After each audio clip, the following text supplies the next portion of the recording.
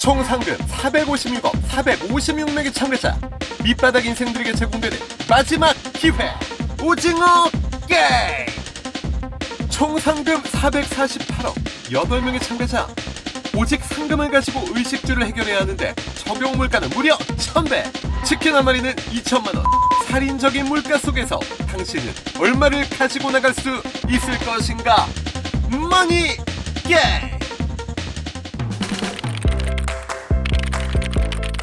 안녕하세요, 투나미입니다. 시원하게 지금 바로 오징어 게임과 머니 게임 비교해 보겠습니다. 456억 오징어 게임의 상금입니다. 448억 머니 게임의 상금입니다. 인생 밑바닥 주인공이 등장합니다. 아니, 인생 밑바닥에 출연자들이 등장합니다. 오징어 게임은 경마패인 이정재, 아니 456번이 등장합니다. 머니 게임에서는 사기꾼 지인에게 전 재산을 날린 방번호 8호가 등장합니다. 오징어 게임에서는 이런 밑바닥 인생 수백 명이 등장합니다. 한 명당 1억씩 456명이라 456억 원이 총 상금입니다. 머니 게임에서는 밑바닥 인생 8명의 도전자가 등장합니다. 8명이 448억 원으로 시작해 얼마나 아껴 최대한 많은 상금을 남겨 남은 사람들이 남은 상금을 똑같이 나눠 갖는 그런 게임입니다. 오징어 게임이 수백 명의 사람들을 참가시켜 화려하고 정신없고 볼거리도 많은 그런 영상을 만들었다면, 머니 게임은 8명의 참가자의 딥하고 딥한 내면 묘사를 정말 딥하게 합니다. 공교롭게도 둘 다 참가자 중 끝번호입니다. 오징어 게임은 초대장을 다소 모호하게 보냅니다. 동그라미, 세모, 네모. 그런데 이 동그라미, 세모, 네모는 이제 세계에서 가장 유명한 동그라미, 세모, 네모가 됐습니다. 머니 게임은 보다 직접적입니다. We invite you. 우리는 당신을 초대한다. 빨간 배경에 아주 노골적으로 당신을 초대합니다.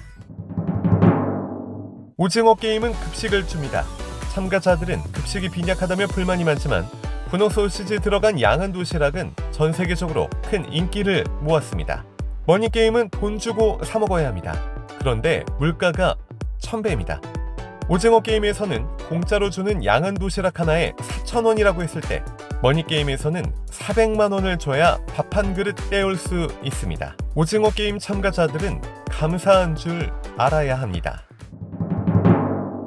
둘 다 최소한의 의복은 제공합니다. 전 세계적 유행이 된 오징어 게임의 빨간 후드 옷과 참가자용 녹색 추리닝. 처음엔 구리다 싶었는데 지금 전 세계적으로 핫합니다. 머니 게임에서도 입으라고 옷은 줍니다. 다만 흑백 밋밋한 옷이라 그다지 유행은 못했습니다. 오징어 게임에서는 참가자들을 재워서 게임장으로 태워갑니다. 차는 봉고차입니다.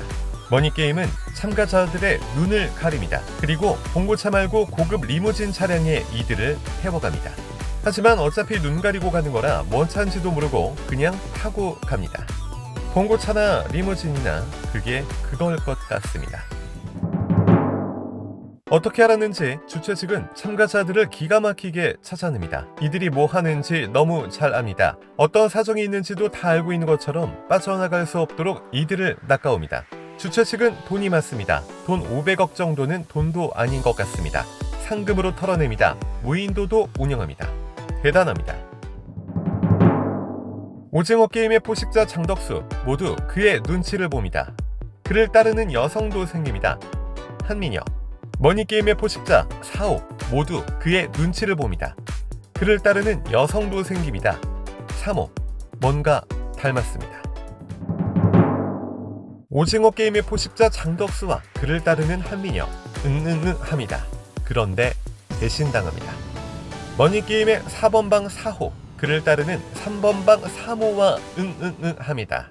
그런데 배신당합니다. 둘 다 끝이 좋지 않습니다. 장덕수도 4번방도 무사하지 못합니다. 여자가 한을 품으면 무섭네요. 잘합시다. 오징어 게임에서는 공유가 나옵니다. 또 세계적인 탑스타 누구도 나옵니다. 머니 게임에서는 공유가 없습니다. 탑스타도 없습니다. 그래도 재밌습니다. 전개가 빠릅니다. 오직 콘텐츠 하나로 승부합니다. 재밌습니다.